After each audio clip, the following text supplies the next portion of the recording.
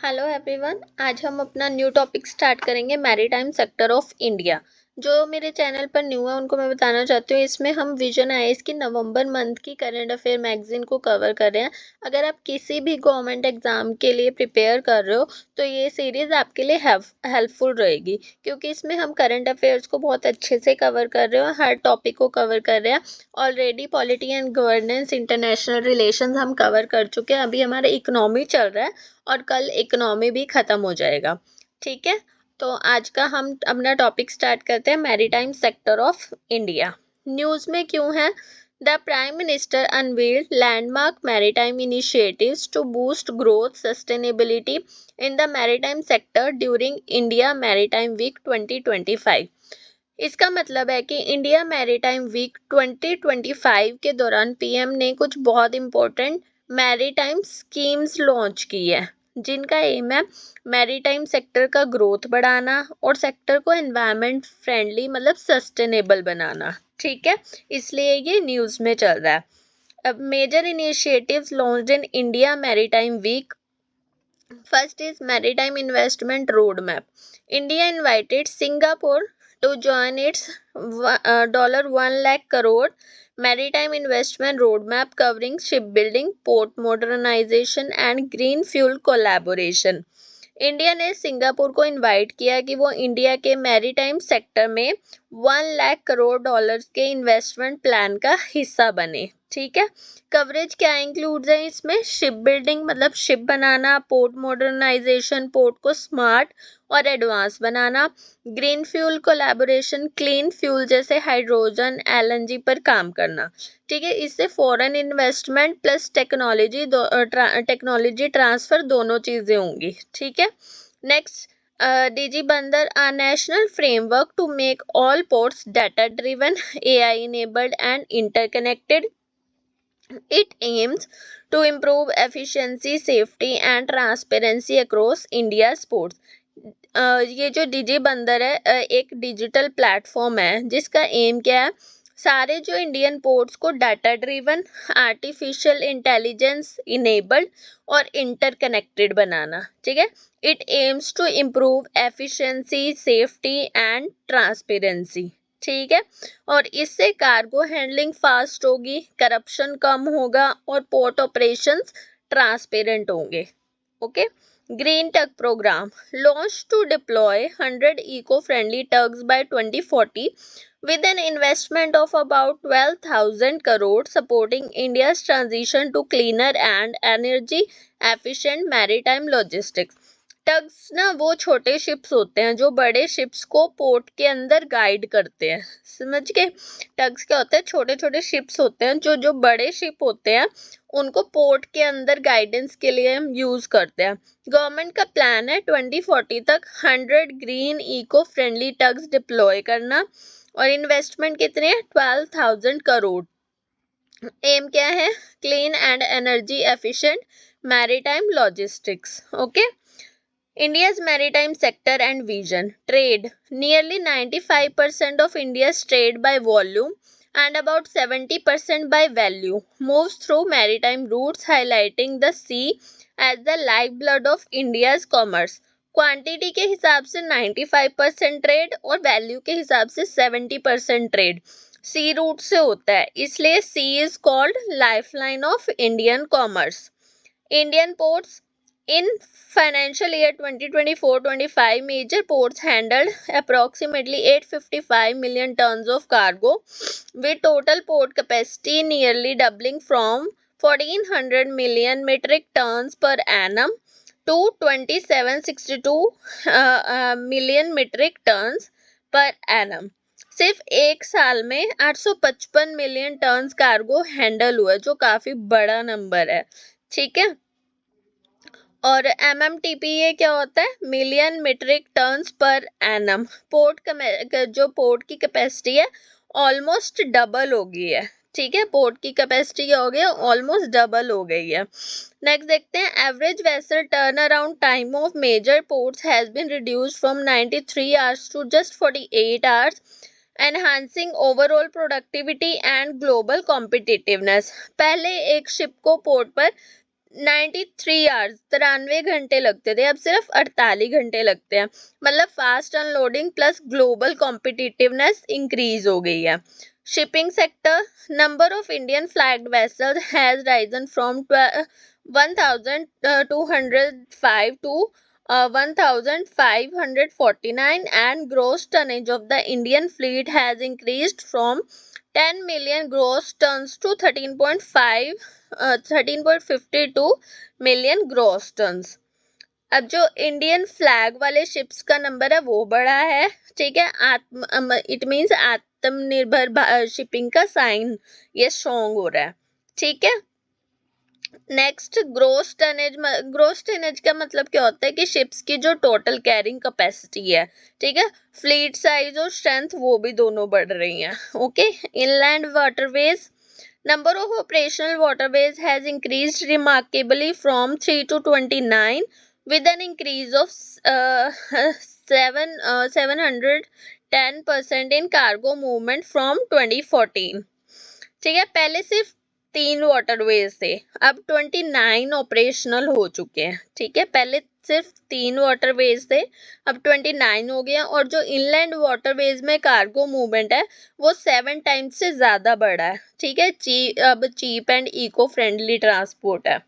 Workforce देखते हैं, India seafarer workforce has surge from 1.25 lakh to over 3 lakh, now accounting for 12% of the global seafaring workforce, making the country one of the world's top 3 suppliers of trained seafarers. Indian sailors की demand globally बढ़ रही है, ठीक है। India अब top 3 suppliers of trained seafarers में से एक है, ओके। चैलेंजेस देखते हैं अब मैरीटाइम सेक्टर में क्या है। Connectivity bottlenecks. Lack of adequate last mile connectivity to the port through road, rail hinders trade, market access and increase of logistic cost.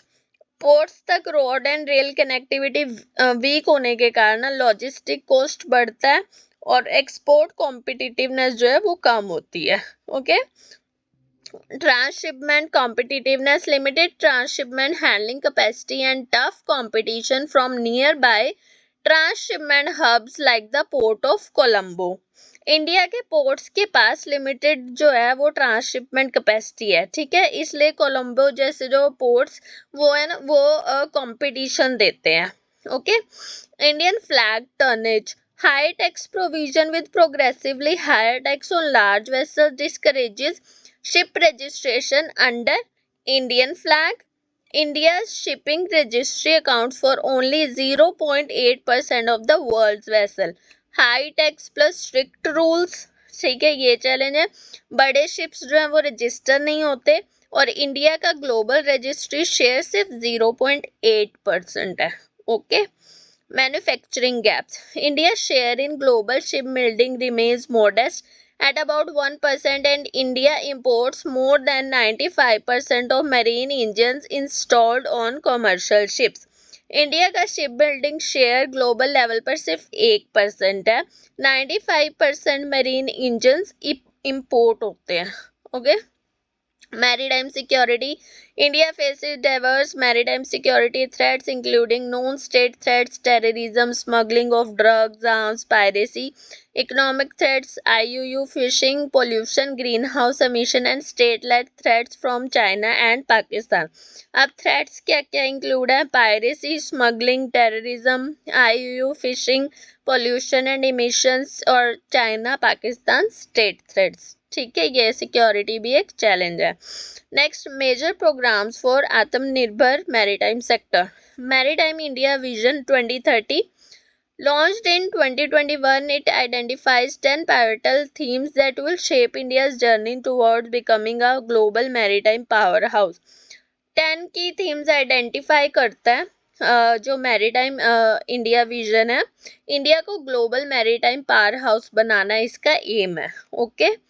Maritime Amrit Kal Vision 2047, a long-term roadmap for India's maritime resurgence with nearly 80 lakh crore rupees invested in ports, coastal shipping, inland waterways, shipbuilding and green shipping. Long-term roadmap till 2047. Investment कितनी है? 80 lakh crore. Port shipping, inland waterways and green shipping, ठीक है, इनमें invest की है. Sagarmala programme. The program focuses on cutting logistic cost, enhancing trade efficiency and creating employment through smarter, greener transport networks. इस programme का क्या एम है? लॉजिस्टिक कॉस्ट कम करना, port lead development and employment generation. Port development. India operationalized its first deep water international transshipment hub at Vizhinjam, and the One Nation, One Port process initiative aims to unify documentation and processes across all major ports. Vizhinjam India का first deep water transshipment port है. One nation one port process का मतलब क्या है? Uniform documentation, ठीक है, इसका मतलब क्या है? Uniform documentation. Legal transformation. Parliament passed 5 key maritime acts, namely Indian Ports Act, Merchant Shipping Act 2025, Carriage of Goods by Sea Act, Bills of Lading Act and the Coastal Shipping Act 2025. New acts पास हुए हैं. Indian Ports Act 2025, Merchant Shipping Act, Carriage of Goods by Sea Act, Coastal Shipping Act and Ease of Doing Business improve करना, इसका ये purpose है. Favourable investment climate. The government allows 100% FDI in port development. 100% FDI allowed है and private sector को encourage करना इसका purpose है. Jalvahak cargo promotion scheme. To promote inland water transport, it offers 35% reimbursement on operational cost and launching scheduled cargo services on key NW routes. Inland water transport को promote करता है और 35% reimbursement on operational cost. Okay, next देखते हैं, ये कुछ programmes हैं, ठीक है, आत्मनिर्भर मैरीटाइम सेक्टर के. नेक्स्ट देखते हैं, grinning of maritime sector. Need क्या है? Emissions. Maritime transport accounts for approximately 3% of global green house gas emission and ports are among the major sources of air and water pollution and greenhouse gases. Shipping pollution का जो है एक major source है, ठीक है. तो climate change का issue है एक. तो biodiversity. Maritime emission stress on the rich biodiversity and marine life found in the mangroves, lagoons, coral reefs and beaches along the coast. Mangrove, coral reef, lagoons पर negative impact होता है. Energy security. Conventional shipping relies heavily on imported heavy fuel oil and marine diesel, which are affected by volatile global prices and geopolitical shifts. Heavy fuel oil पर dependency risky है और global price and geopolitics से affected, वो तो है ये energy security, ठीक है. Fulfilment of SDGs. In alignment with SDG goals, International Maritime Organization has set a target of 40% CO2 reduction from shipping sector by 2030. IMO का क्या टारगेट है? 40% CO2 reduction by 2030. अब मेजर्स क्या हैं? Indian Ports Act 2025 mandates adherence to global green norms and introduces robust pollution control and disaster readiness measures to promote sustainability and eco-friendly port practices. It also aligns with the International Convention for the Prevention of Pollution from Ships, MAPOL, and Ballast Water Management. जो global green norms है उनको follow करना, pollution control, disaster readiness और MARPOL and ballast water convention के साथ alignment, ठीक है. ये एक एक्ट है, Indian ports act 2025. This is a major. Maritime India Vision 2030 it identified key interventions like increasing usage of renewable energy, reducing air emission, optimizing water usage, improving solid waste management etc. अब इसमें क्या करना है? Renewable energy use करना है, emission reduction and water and waste management improvement ये होना चाहिए. Next, Harit Sagar Green Port Guidelines. They serve as a comprehensive framework to help Indian ports develop safe, efficient, green and sustainable operations. Port को safe, efficient and green banana.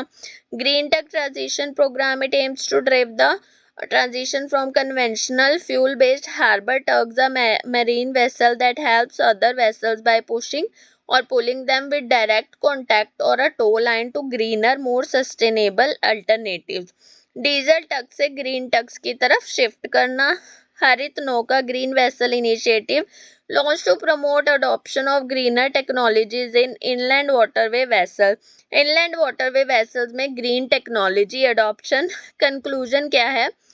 India's maritime sector is undergoing a decisive transformation from a support service for trade to a strategic engine of economic growth, sustainability, and global influence. With rising port efficiency, expanding inland waterways, a globally competitive seafaring workforce, and a strong push towards decarbonization, India is aligning its maritime growth with the twin imperatives of Atmanirbhar Bharat and climate responsibility. अब conclusion क्या है? India का maritime sector सिर्फ trade support नहीं है, ठीक है, बल्कि इकोनॉमिक ग्रोथ का भी इंजन बन रहा है। Okay, with efficient ports, strong inland waterways, skilled seafarers, green initiative, India Atmanirbhar Bharat plus climate responsibility दोनों को बैलेंस कर रहा है। ओके, तो आज का टॉपिक हमारा ख़त्म हो गया।